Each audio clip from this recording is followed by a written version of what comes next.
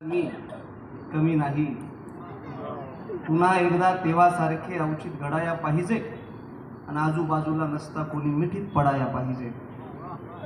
आठवणींची केवडी वाढली थंडी गुलाबी, पुन्हा एकदा भेटीची शेकोटी घडाया पाहिजे. दोस्त हो, त्यांना वाटतं की काल कविता माझ्यापाशी वस्तीला होती, पण त्यांना ठाऊक नाही काल कविता माझ्यासाठी गस्तीला होती. त्यांना वाटतं काल कविता माझ्यापाशी वस्तीला होती, पण त्यांना ठाऊक नाही काल कविता माझ्यासाठी गस्तीला होती. त्यांना वाटतं काल कवितेच्या मी घट्ट घट्ट मिठीत होतो, पण अशीच घेते ना आई जवळ तसा कवितेच्या कुशीत होतो. पण अशीच घेते ना आई जवळ तसा कवितेच्या कुशीत होतो. त्यांना वाटतं लग्नाची असेल तर बायको किंवा असलीच तर एखादी प्रियसी, असं नातं आहे माझं कवितेचं. पण खरं सांगतो, माझ्यासाठी कविता रोज गाते अंगाई, मी तिचे चेपत राहतो पाय. पण खरं सांगतो, माझ्यासाठी कविता रोज गाते अंगाई, मी तिचे चेपत राहतो पाय. आणि माझ्या वेदनांना सांभाळताना कविता रोज होते माझी माय, कविता रोज होते माझी माय. तुमच्या सगळ्यांच्या वेदना लिहिताना ज्यांच्या ज्यांच्यासाठी कविता आईच्या ठिकाणी, अशी सगळे माझे मंडळी, सगळे मोठे भाऊ वडीलधारी कवी मंडळी, माझे सगळे समवयस्क मित्र मैत्रिणी, या सगळ्यांना मनापासून आणि आपण अहमदपूरकरांना सगळ्यात पहिल्यांदा मनापासून नमस्कार करतो. कवितेकडे येण्यापूर्वी 2 मिनिटं बोलणं जास्त गरजेचं वाटतं.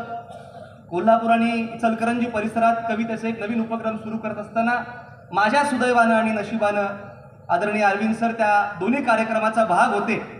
आणि माणसानं स्वप्न बघावे आणि पूर्ण करावी ही गोष्ट त्या माणसांकडून शिकलो. मागच्याही वर्षी ते बोलता बोलता बोलले, जिथं आपण पहिलं पोस्टिंग घेऊ त्या ठिकाणी रोहित भैया आपण एक चांगला कार्यक्रम करू. त्या गोष्टीची परिपूर्तता आम्ही आज या निमित्तानं बघतोय. अगदी 2 आठवड्यापूर्वी, अगदी याच रविवारच्या 12 तारखेला लातूरमध्ये आम्ही काव्यगंध नावाचा कार्यक्रम, त्याचेही संयोजक आदरणीय सोनूभैया डगवाल आणि लातूरकर या ठिकाणी उपस्थित आहेत.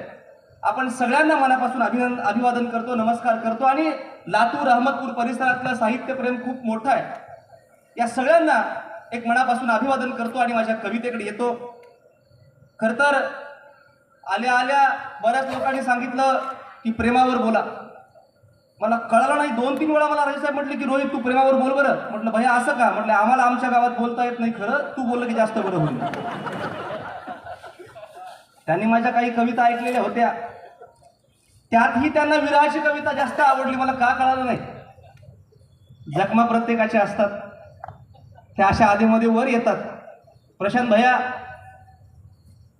सर, काय होतं पूर्वी एक असा काळ होता, आता आम्ही काय फार नव्यातले नाही आणि फार जुन्यातले, पण पूर्वी एक असा काळ होता असं म्हणतात की बऱ्याच लोकांनी प्रेमपत्र लिहिली, गुलाबी लिफाफ्यात घातली. ज्यांची पत्र पोच झाली त्यांची लग्न झाली, ज्यांची पत्र पोच झाली त्यांची लग्न झाली, आणि ज्यांची पत्र पोच झाले नाहीत त्यातले बरेच लोक कवी झाले.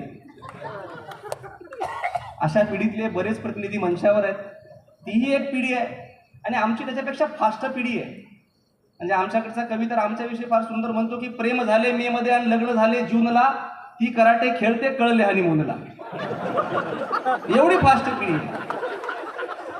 राजेसाहेब, तुमच्या काळ एक बरा होता, आईबाप लग्न धरायचे, आईबाप लग्न धरायचे. पोराला सांगायचं बाप तुझं लग्न या गावातल्या पोरीशी ठरवलं, पोरग शेतामध्ये काम करायचं.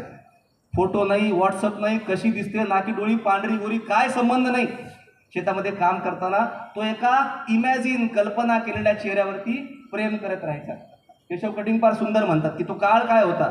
आस लागली संसाराची मनी ग, रानात राबतोय कुणबिनीचा धनी ग.